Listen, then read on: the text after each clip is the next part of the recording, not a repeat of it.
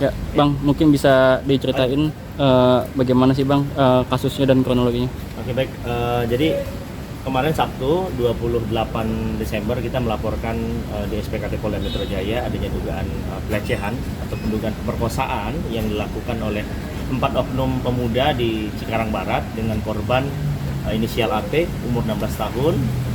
Kita sudah resmi melaporkan kejadian ini di SPKT Polda Metro Jaya pukul 12:15 malam dini hari udah kita laporkan. Mungkin bisa ceritain Bang kejadiannya kayak gimana Bang? Jadi kejadian singkatnya begini, jadi AT ini adalah korbannya, umurnya 16 tahun, anak di bawah umur. Jadi AT ini kenalan dengan seseorang yang berinisial L ya, berinisial L di media sosial. Lalu kemudian DM-an, lalu bertukar WA. Si L ini oknum pelaku ataupun terduga pelaku terlapor selalu selalu pengen ngechat terus ngajak ketemu. Setelah ingin bertemu dia mengajak ayo kita makan malam, ngajak makan malam alasannya karena klien kami ini si AT ini merasa percaya dan dianggap oh bener nih mungkin apalagi sama-sama Cikarang. Jadi dia sudah kita makan malam, cari makan malam dijemputlah di dekat kediamannya AT korban.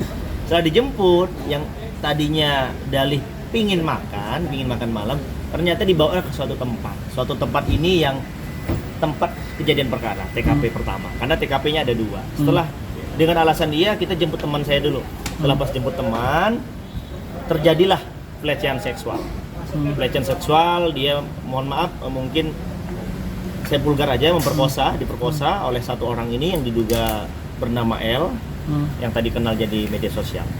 Kedua, setelah kejadian itu teman-temannya ini ada 2-3 orang. Nah, lalu seolah-olah jadi pahlawan kesiangan lah atau pahlawan kemalaman. Kamu kenapa gini semakin? Udah aku antar. Antar pulang. Dia percaya dengan polosnya dia percaya. Pura-pura lah dibawa lah ke jalan, dibonceng, handphonenya dipegang sama si terduga pelaku, dipegang, lalu kemudian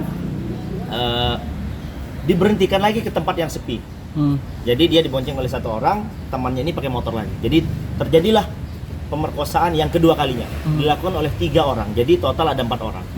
Dengan malam yang sama rentetan beda 1 jam, kurang lebih 1 jam. Bang, berarti di TKP pertama itu rumah atau gimana Bang? Kurang lebih kita duga rumah ataupun mungkin in the cost gitu rumah ya. Ada keluarganya nggak? Dia nggak tahu nggak ada keluarganya tapi kayak rumah semacam rumah. Itu ada di gang gitu rumahnya di Cikarang Barat tepatnya di seberang pom bensin lah. Sekitar situ Cikarang Barat. Berarti tempat tinggal ya? Ya kita duga tempat tinggal, tapi di situ hanya ada mereka. Kita tidak tahu siapa isi dalam rumah.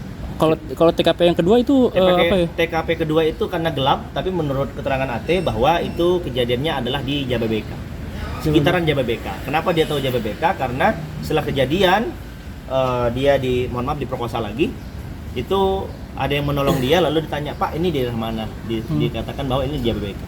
Makanya kita tahu Jababeka.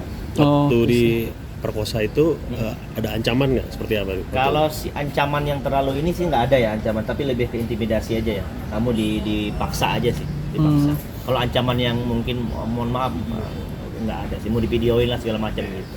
Hanya itu. Dan kami juga ya mungkin setelah buat LP kami baru kemarin hari Sabtu dini hari dan hari ini Senin ya tanggal 30 Desember kami sangat apresiasi sekali ke Subdit Renakta khususnya unit 4 yang telah menangani perkara ini. Tadi habis diperiksa, lalu kemudian langsung divisum ke rumah sakit RSUD Tarakanita ya. Tarakan. Langsung divisum dan tadi informasinya dari penyidik ya segera akan ditangkap. Kami sekali lagi mengapresiasi kinerja Subdit Renakta unit 4 Polda Metro Jaya.